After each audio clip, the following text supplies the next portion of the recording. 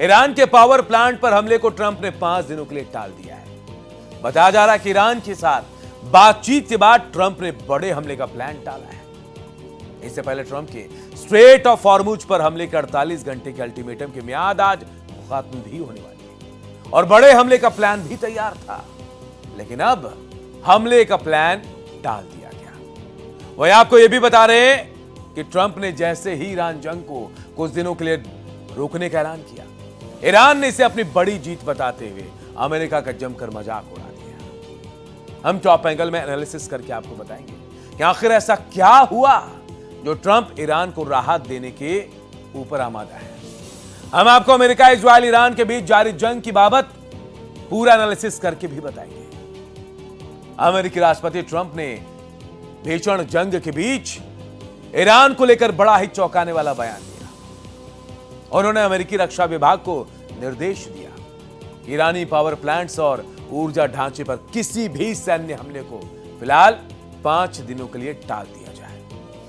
बताया जा रहा है कि ट्रंप ने इस फैसले को पिछले 2 दिनों में अमेरिका और ईरान के बीच हुई बेहद सकारात्मक बातचीत के बाद लिया है।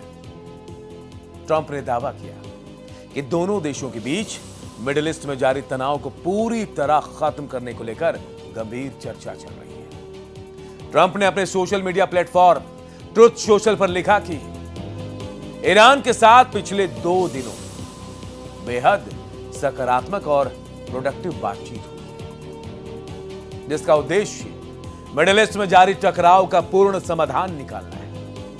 दोनों देशों के बीच पूरे सप्ताह चलने वाली बातचीत के सकारात्मक रुख को देखते हुए मैंने अमेरिकी रक्षा विभाग को निर्देश दिया है कि ईरान के पावर प्लांट्स और ऊर्जा ढांचे पर सभी सैन्य हमलों को फिलहाल 5 दिनों के लिए टाल दिया जाए। ट्रंप ने कहा, पिछले 2 दिनों से चली आ रही बातचीत के बाद यह फैसला लिया गया। ट्रंप का कहना है कि अगर बातचीत सफल रहती है तो मिडिल ईस्ट में चल रहे तनाव को खत्म करने की दिशा में बड़ा कदम उठाया जा सकता है।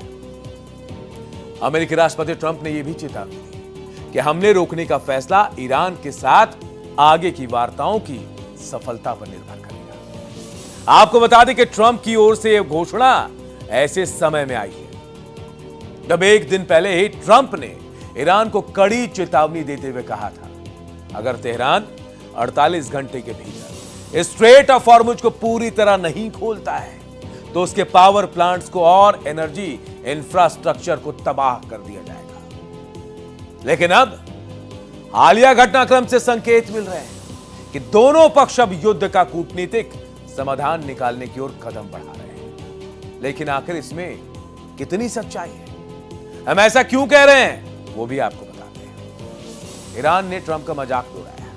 जी हां, अमेरिकी राष्ट्रपति डोनाल्ड ट्रंप ने जैसे ईरान जंग को कुछ दिनों के लिए रोकने का ऐलान किया, ईरान ने इसे अपनी बड़ी जीत बताते हुए अमेरिका का जमकर मजाक उड़ाना शुरू कर दिया। ईरान की राष्ट्रीय सुरक्षा और विदेश नीति आयोग के प्रवक्ता इब्राहिम रजाई ने अमेरिका को चिढ़ाते हुए कहा, लड़ाई अभी जारी है और यह शैतान की एक और बड़ी हार है। डोनाल्ड ट्रंप और अमेरिका को हमने एक बार फिर हरा दिया।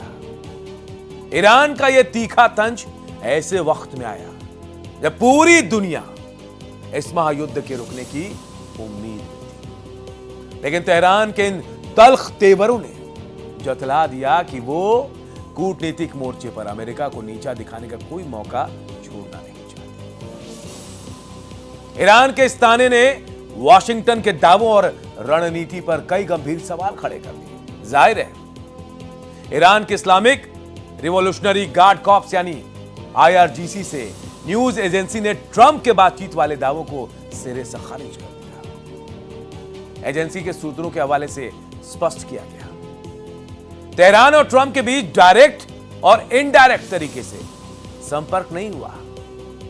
यही नहीं, अमेरिका पर सीधा तंज कसते हुए दावा किया गया, ट्रंप ने सुलह और बातचीत का राग इसलिए अलापा है क्योंकि अमेरिका बुरी तरह से ईरान से डर गया है। ईरान की ओर से जवाबी कार्रवाई में पूरे पश्चिम एशिया के सभी पावर स्टेशन पर हमले की धमकी से भी अमेरिका को अपने कदम पीछे खींचने पड़े। सवाल यह भी उठता है कि आखिर ट्रंप जिस बातचीत का जिक्र कर रहे हैं, इस बातचीत को लेकर असमंजस के हालात भी हैं। यह बातचीत संभावित रूप से ईरान के बैलिस्टिक मिसाइल कार्यक्रम, उसके विवादित परमाणु प्रोजेक्ट या फिर महज एक तत्काल सीज फायर के इर्द गिर्द हो सकती है, क्योंकि खुद ट्रंप ने शुक्रवार को सीज फायर की संभावनाओं पर हाल में ही पानी फेर दिया था। ऐसे में भी ट्रंप का ताजा दावा संदेह और भ्रम पैदा करता है। ट्रंप जिस मुद्दे पर बातचीत की बात करते हैं वो दुनिया के सबसे अहम तेल मार्ग हॉर्मुज को फिर से खोलने को लेकर हो सकती है, लेकिन जमीनी हकीकत तो यही है कि ईरान ने इस मार्ग को जहाजों के लिए खोलने का कोई वादा अब भी नहीं किया, क्योंकि दुनिया भर के सैन्य और रणनीतिक जानकार मानते हैं कि ईरान इतनी आसानी से हॉर्मुज को खोलने के लिए राजी नहीं होने वाला, क्योंकि ईरान की बेहद ही मजबूत पकड़ है और इस पर आवाजाही रोककर ईरान ने अमेरिका समेत पूरी पश्चिमी दुनिया पर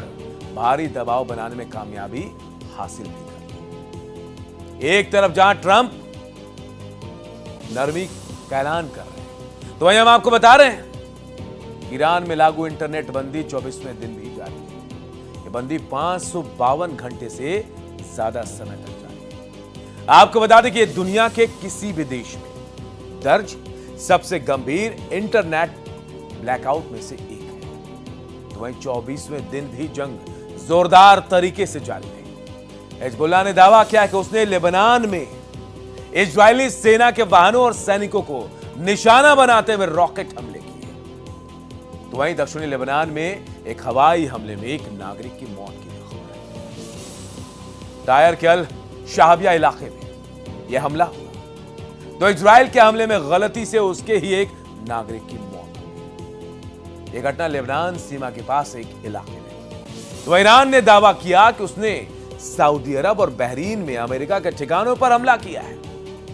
ईरान की सेना के एक अधिकारी के मुताबिक उन्होंने सऊदी अरब के प्रिंस सुल्तान एयरबेस और बहरीन में मौजूद अमेरिकी फिफ्थ फ्लीट को निशाना बनाया। ईरान ने इजराइल पर जो मिसाइल दागी उन पर स्पेन के प्रधानमंत्री पेड्रो सांचेज के बयान वाले स्टिकर लगे हुए थे।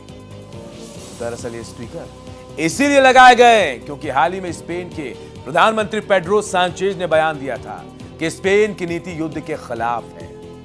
उन्होंने अमेरिका इजराइल हमले को भी गैर कानूनी और खतरनाक बताया था। ईरान ने उनके इसी बयान को मिसाइल पर लिखकर एक तरह का संदेश देने की कोशिश की। साथ ही ईरानी सैनिकों ने इन मिसाइलों को लॉन्च करते समय नारे भी लगाए हैं। इससे साफ है कि महज यह हमला नहीं है, एक तरह का संदेश देने की कोशिश है। ईरान ने इजराइल की राजधानी तेल अवीव समेत कई शहरों पर क्लस्टर बम दागे, जिसमें तकरीबन 15 लोग घायल हुए। कई घरों और सड़कों को भी खासा नुकसान पहुंचा। इसके बाद इजराइल ने भी आज ईरान की राजधानी तेहरान में मिसाइल हमले किए। जाहिर सी बात है कि जंग चरम पर दिख रही है, कोई भी पीछे हटने को तैयार नहीं। इसी बीच ट्रंप ने जो ऐलान किया उसका कितना असर दिखता है, ये तो आने वाला वक्त बताएगा।